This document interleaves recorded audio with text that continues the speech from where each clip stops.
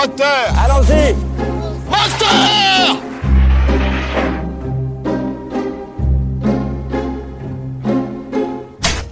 Bonjour, le second film dont je voudrais vous parler, c'est aussi un film polonais d'une femme, Anna Jadowska, un film qui a été réalisé en 2022, qui sort sur les écrans en 2023.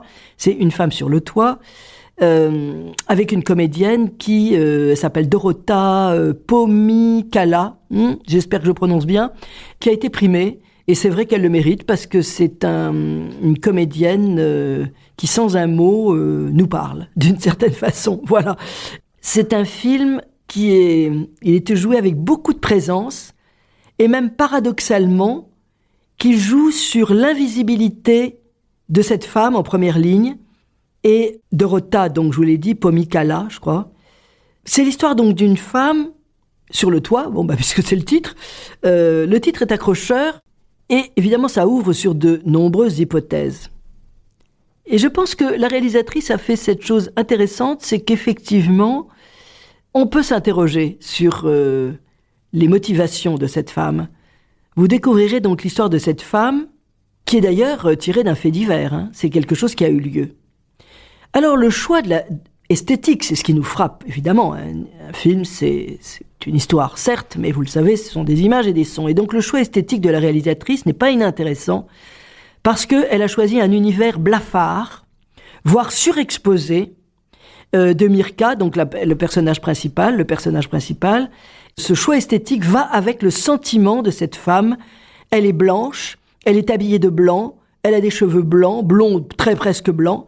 Et donc ce film révèle une femme polonaise qui ne manque pas de dignité, mais en même temps, je ne vais pas vous raconter le film, vous irez le voir, il faut le voir. Donc, ce film est plus qu'un fait divers, incontestablement.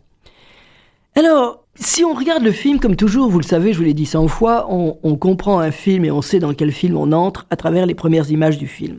C'est un travelling sur les toits plats de la ville et laisse une place, d'ailleurs, c'est cadré, il y a 2/3 de ciel et juste le toit avec quelques cheminées. 2/3 de ciel. Donc on peut se dire, bon, le ciel blafard n'est pas bouché. Oui, non, mais c'est vrai. C'est-à-dire que tout d'un coup, il y a peut-être une possibilité, on n'en sait rien. Et une femme de dos, blonde, blanche, elle étend du linge. Et la caméra la filme, on est de face, et c'est-à-dire elle est face à nous, mais entre la caméra et nous, elle se cache parce que c'est là qu'elle étend le linge. Elle se camoufle derrière le linge qu'elle est en train d'étendre. Puis elle part, elle s'éloigne de nous, il y a un grand couloir blanc. Donc couloir, ça veut dire que son espace est extrêmement resserré. Et elle sort du champ et le couloir reste vide. Quelques secondes après sa sortie. À partir du moment où, vous le voyez parce qu'au montage on pouvait couper, elle sortait, clap, on coupe, non. Là, on reste dans ce couloir vide. Bon, voilà, ça permet de réfléchir, cadre resserré.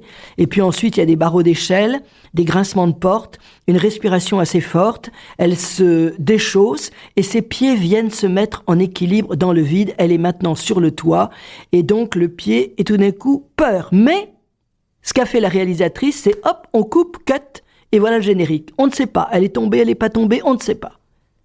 Et ce sont les images qui décrivent le personnage. Et c'est là, comme toujours, qu'on se dit qu'il y a une réalisatrice. Donc c'est un nom à retenir, évidemment, Anna Jadowska, parce qu'elle sait réaliser. J'ai envie de dire que dans la collure, comme on dit d'ailleurs, comme on disait en cinéma, puisqu'on collait les films, les plans avec les plans, là il y a le suspense. A-t-elle sauté ou pas ? C'est dans la collure, c'est dans le cut, entre les deux plans qui sont collés l'un à l'autre, qu'il y a une réponse. Eh ben non, puisque le plan qui suit, elle est là, et on se doute qu'elle n'a pas sauté, évidemment. Et là, elle va aller dans un magasin d'animaux, parce que c'est vrai qu'effectivement, elle a des petits poissons qu'elle nourrit. Elle prend de la nourriture de poissons. Elle est très déterminée. Là, par contre, les travelling la suivent dans les rues, toujours les rues surexposées. Blanche, tout est blanc. Et elle est comme en osmose avec l'environnement, invisible, et elle va à la banque. Et là, elle fait un hold-up. Un hold-up qui pourrait presque risible, parce qu'elle arrive, elle sort un couteau, on se dit, attends, mais c'est quoi cette histoire ? Histoire vraie. Alors, vous voyez, ce qui lui paraît le plus aberrant, c'est que, justement, c'est tiré d'une histoire vraie. Ça aussi, c'est intéressant parce que, vous voyez, la fiction et la réalité, quelquefois, la réalité est plus étrange que la fiction. Et cet acte va déclencher en elle une mutation.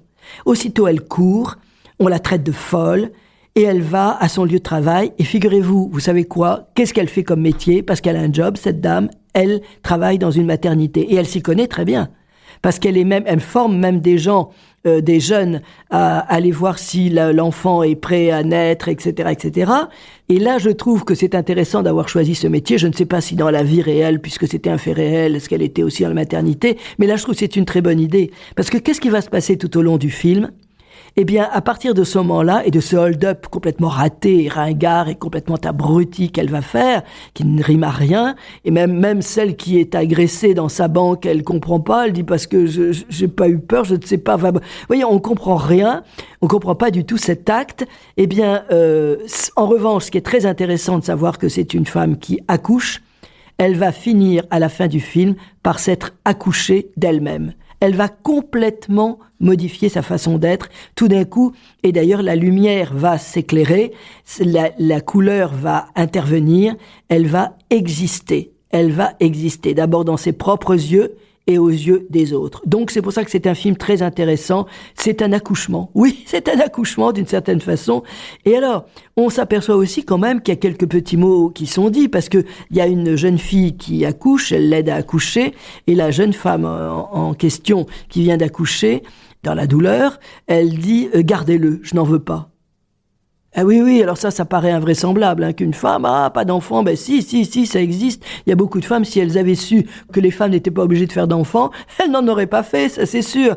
En revanche, le bébé, lui, il y a un petit temps d'arrêt, mais après, il pleure. Donc lui, il veut exister.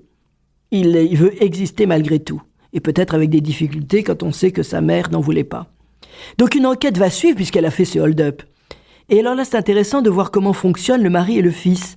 Ils n'en croient pas leurs oreilles parce qu'ils sont complètement sidérés. Un hold-up avec un couteau, voilà. Alors évidemment, le diagnostic se fait très vite. Ah bah oui, mais elle est en dépression. Alors il dit non, je suis pas en dépression. Je suis dans un état dépressif. Mais alors aussitôt, donc évidemment, qu'est-ce qu'on fait? On la met en tôle, on la met dans un... Voilà, le parcours va devenir vraiment invraisemblable.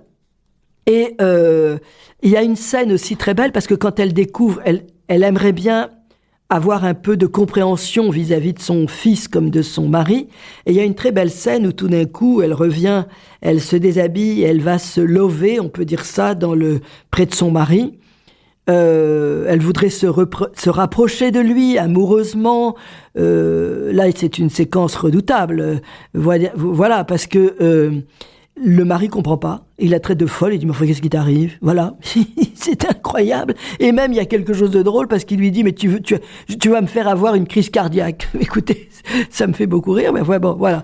Et donc, elle voulait juste un peu de tendresse, se lever contre un corps comme elle l'avait fait, parce que quand elle quitte la prison la première fois, elle va, mais non pas, elle rentre pas chez elle, elle va dans une maison un peu de vacances, enfin pas de vacances, mais une maison où ils poussent des légumes, enfin apparemment c'est sa maison, mais de campagne, quoi, voilà. Et donc elle y va, et dans la nuit, on sent qu'elle a quand même du désir, c'est très bien fait, c'est pas une femme qui est morte, c'est une femme qui dans l'environnement dans lequel elle vit, elle a plus envie, elle n'a plus de désir, elle n'a plus de désir. Alors que là, quand tout d'un coup, elle est en train d'arroser ses plantes et qu'elle voit le voisin qui se met torse nu, qui s'arrose, etc., tout d'un coup, on sent bien qu'elle se couche au sol, elle se love comme un fœtus d'ailleurs, elle est prête à renaître, quoi. Voilà, donc tout ça est extrêmement bien fait, c'est très très fin. Et donc, elle va prendre des décisions dans sa propre vie. À la fin, elle va prendre la voiture. Bon, elle abîme la voiture d'à côté et quelqu'un dit « je vais vous expliquer, il y a un homme qui arrive très excité, vous avez reculé, et elle manque de l'écraser. » Elle ne veut plus qu'on la guide. Elle veut se guider elle-même. Elle va s'arrêter. Et là aussi, il y a un très beau plan parce que elle veut partir et elle s'arrête à un moment, on se demande où elle va aller. Elle va vers un petit ruisseau, elle se déchausse et elle trempe ses pieds dans l'eau, se laver les pieds. C'est un peu comme une femme pécheresse qui le fait avec l'eau de ses larmes.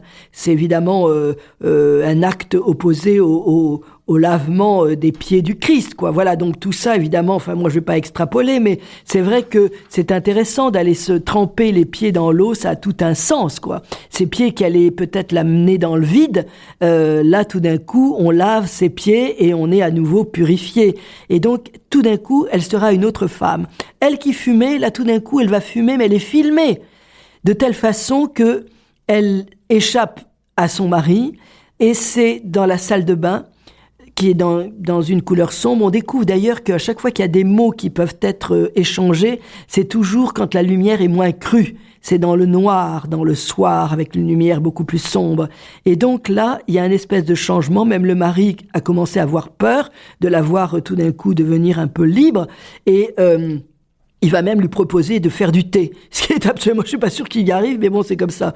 Et à la fin, la réalisatrice a choisi de filmer cette Mirka qui remonte sur le toit.